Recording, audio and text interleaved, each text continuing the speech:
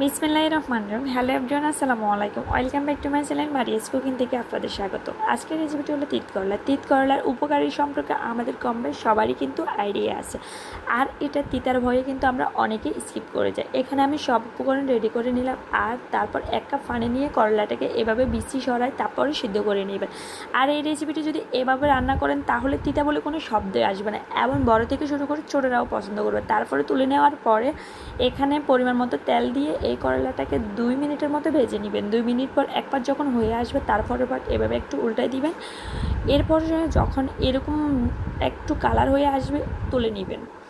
তুলে নেওয়ার পরে এরপর চলে গেছেন করে এখানে দিয়ে দিলাম পেঁয়াজ, আদা, রসুন, হলুদ, মরিচ এবং সব ধরনের মশলা একটু একটু করে দিবেন, যার কারণে আমি মশলা ভিডিওটা নিয়ে আপনাদেরকে বলে দিচ্ছি। নিত্য রেগুলার রান্নার ক্ষেত্রে যে মশলা ইউজ করা হয় সব মশলা এখানে একটু একটু পরিমাণ করে দিবেন। তারপরে দিয়ে দিবেন একটা ম্যাজিক মশলা এবং আস্ত কিছু কাঁচামরিচ।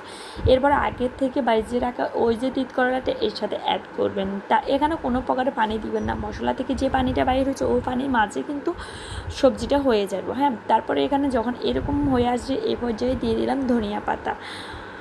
আমার এই রেসিপিটা যদি আপনাদের কাছে ভালো লাগে অবশ্যই আপনারা বাসায় একবার হলে ট্রাই করবেন। যে তিতা বলে কোনো শব্দ নাই। যদি রেসিপিটি ভালো লাগে তাহলে ফুল ভিডিওটা কিন্তু ধৈর্য সহকারে দেখবেন। আল্লাহ হাফেজ, সবাই ভালো থাকবেন, সুস্থ থাকবেন। আসসালামু আলাইকুম।